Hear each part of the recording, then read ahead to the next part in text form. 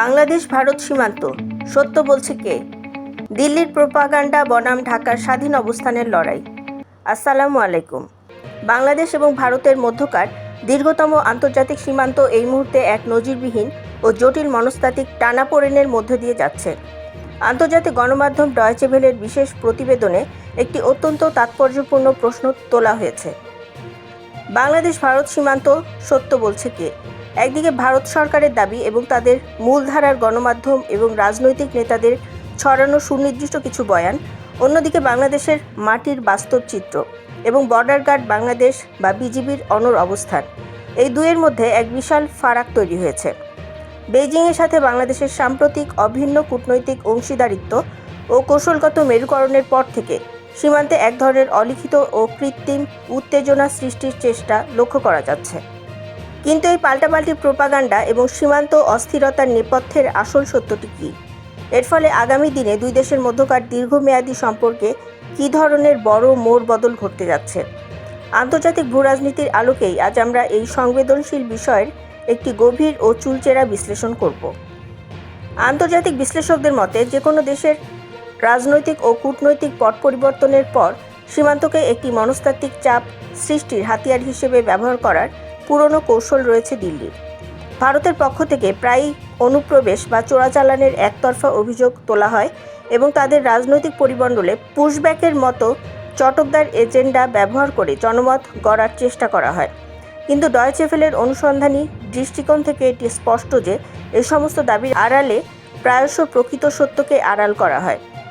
আন্তর্জাতিক সীমান্ত আইন লঙ্ঘন করে মাঝে মাঝে নিরীহ সাধারণ মানুষদের পুশিন করার যে নেপথ্য চেষ্টা মাঠ পর্যায়ে ঘটে, বিজিবি এখন অত্যন্ত সাহসিকতার সাথে তা প্রতিহত করছে। বাংলাদেশ এখন আর কোনো একক দেশের একমুখী নীতি বা অন্যায় দাবির মুখে মুখ বুজে মেনে নেওয়ার অবস্থানে নেই, বরং সম্পূর্ণ স্বাধীন এবং সার্বভৌম রাষ্ট্রের মর্যাদা নিয়ে সীমান্তে যে কোনো অন্যায় আগ্রাসনের মোক্ষম জবাব দিচ্ছে।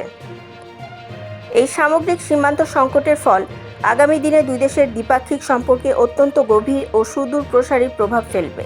প্রথমত, দ্বিপাক্ষিক এবং উচ্চ পর্যায়ের মহাপরিচালক সম্মেলনে সীমান্ত হত্যা শূন্যে নামানো এবং শান্তিপূর্ণ সহাবস্থানের শত প্রতিশ্রুতি দিয়েও মাঠ পর্যায়ে তা বাস্তবায়ন না করায় আন্তর্জাতিক কূটনীতিতে ভারতের নিজস্ব বিশ্বাসযোগ্যতা বড় ধরনের সংকটের মুখে পড়েছে।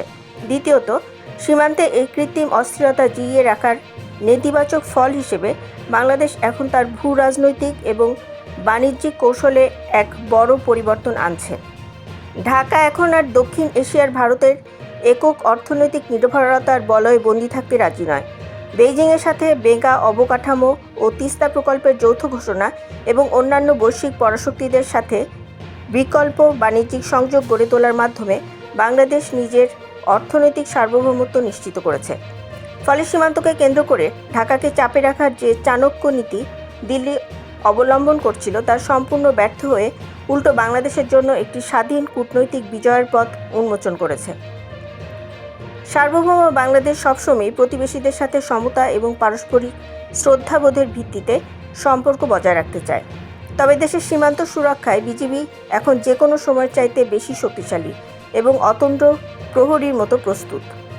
সীমান্তের এই মনস্তাত্ত্বিক লড়াই এবং বাংলাদেশের এই স্বাধীন ও বলিষ্ঠ কূটনৈতিক অবস্থানকে আপনি কিভাবে দেখছেন? কমেন্টে আপনার মূল্যবান এবং সম্পূর্ণ মার্জিত মতামত আমাদের জানাতে পারেন।